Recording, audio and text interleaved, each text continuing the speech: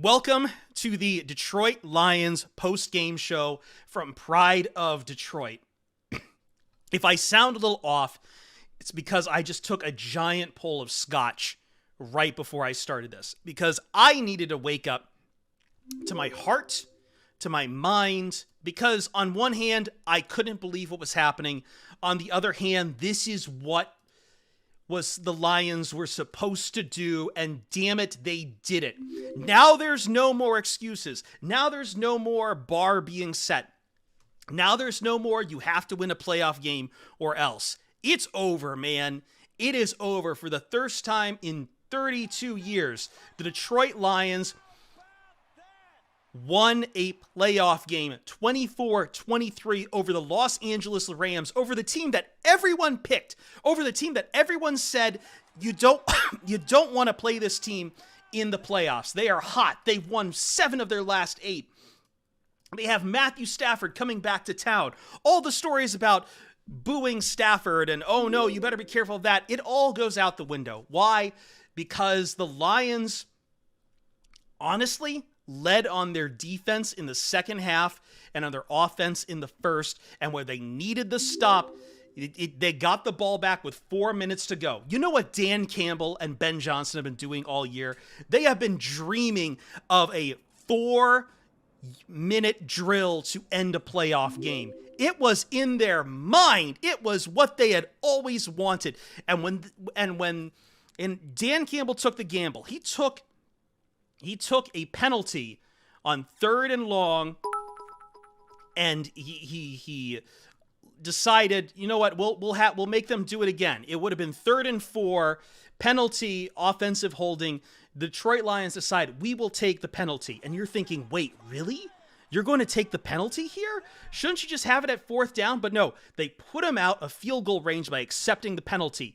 They take the gamble, and man, Cameron Sutton, and there's been a lot of things said about Cameron Sutton,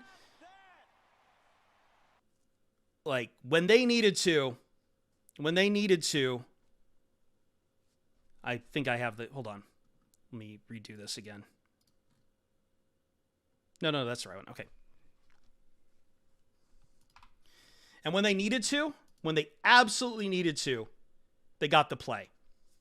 They got the play, Rams punt, and you get the ball back with 4 minutes to go. That's what he's been dreaming of. And sure enough, who better than the Pro Bowl snubbed wide receiver who has like some of the highest counting numbers in the NFL right now, Amon-Ra St. Brown, to ice the game. And they get to ice the game because Ford Field is rocking and rolling the entire night long, to the point where LA has to burn 2 timeouts in the second half to avoid delay of game. So they only have 1 timeout to stop you. It's over. Ford Field, Lions fans, you impacted this game. You let nobody take this away from the fact that when the game was on the line, the Ford Field impacted this game and helped the Lions to win. And now the stars come in Detroit's favor. Now you've passed the first hurdle. Now Green Bay just boat raced Dallas, which means Detroit awaits the winner of Philadelphia and Tampa Bay, and Ford Field is about to get loud again. But I want to take a step back before we start looking ahead. Before we start talking about more of this game, because I've had this speech floating it around in my head, and I would like to say it's a long time, but really it's only been from about the start of the night, when I started just dissociating and getting so anxiety-ridden, so panicked. And it's coming off of a speech I almost had prepared for the Lions to lose this game. Yes, to lose this game. But I want you to listen to me to the end on this, because I hate to get on the soapbox. You are the story, not me, you. But I want to tell this because it's hitting me in my heart right now as I am watching this team celebrate on the field. And let me tell you about failure. let me tell you about how many times it takes. Because for the Detroit Lions, it's taken 32 years. 32 years to win a playoff game.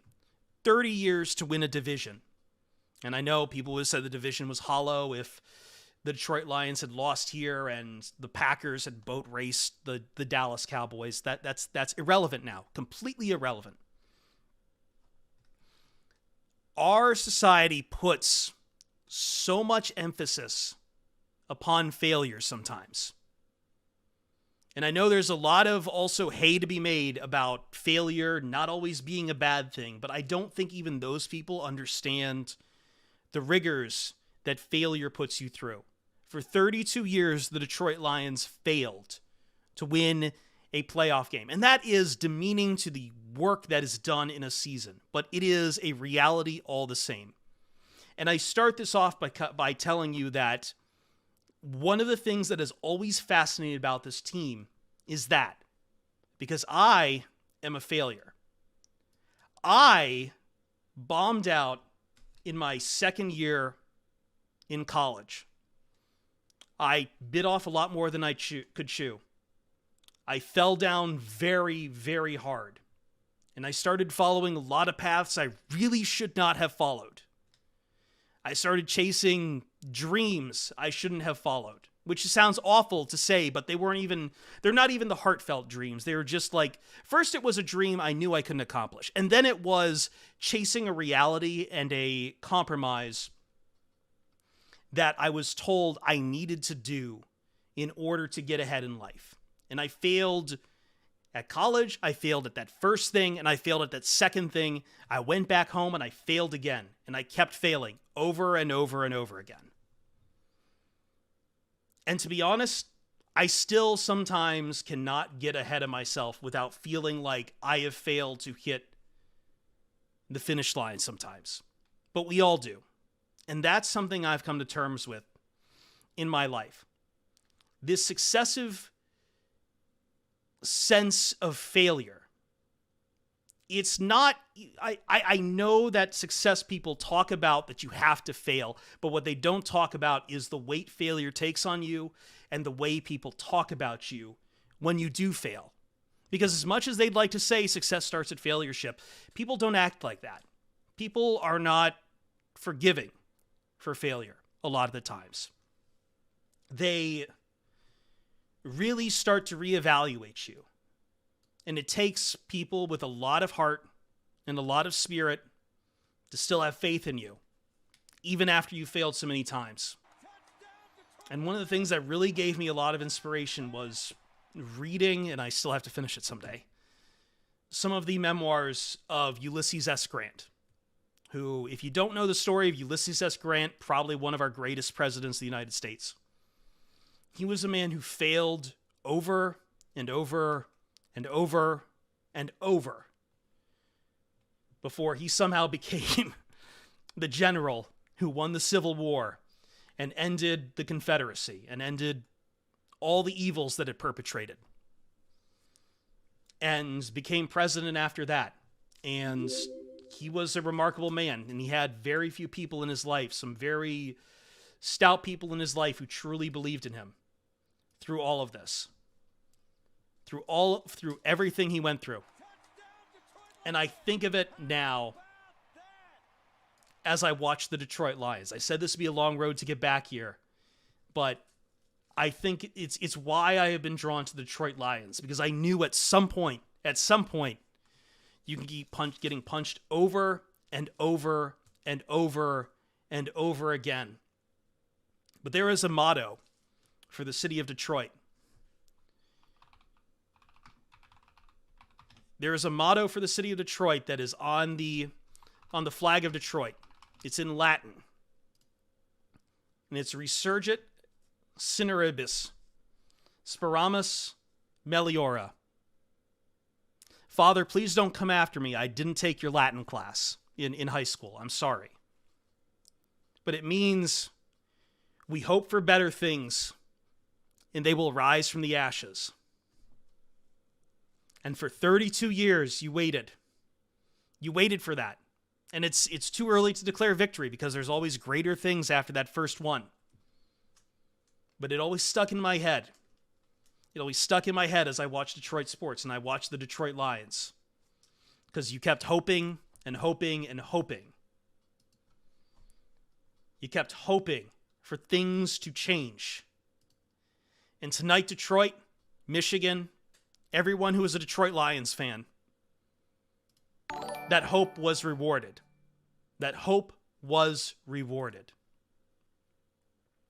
It was rewarded by men who believed that things could come from the ashes.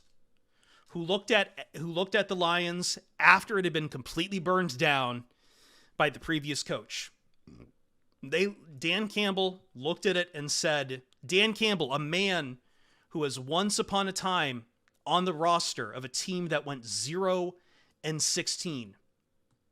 He looked at that and said, I can make it rise. And this isn't mission accomplished by any means. The Lions should want to win a Super Bowl.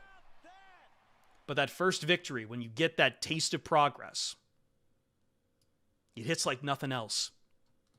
And this season was all of that promise, all of that progress delivered to you. Delivered to you, Detroit. Delivered to you. A division title, the first since 1993. A playoff win, the first since 1991. People can't use that line anymore.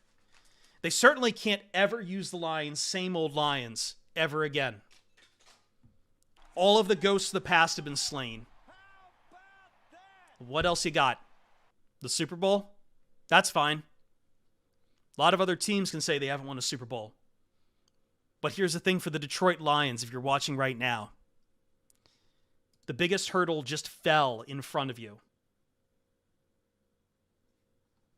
The Lions await the winner of Eagles and Tampa Bay, of Eagles and Buccaneers. We talked about this on a POD cast, but if they could get past the Rams, that the coast would be clear to make it to the NFC Championship. And who knows? You play to win the game. The games have to be played on the field. Who knows? Who knows what the future may hold, Highlander? But I know what the present holds right now. The present holds a victory for the Detroit Lions. It holds a victory over all of those who wanted to be cynical, who wanted to be dismissive, who looked at Dan Campbell and just saw a fool, to all of those who looked at Jared Goff as being a cast-off, to look at Amon-Ra St. Brown and say that's not a Pro Bowler. Well, that not a Pro Bowler just iced the game against a team that nearly everyone I saw on television, except for maybe Rex Ryan, shout out Rex Ryan, picked against. They picked the Rams. They picked the Rams, and the Lions beat them. They beat them playing the game they wanted to, with tempo in the first half, with defense in the second. Yes, I said defense.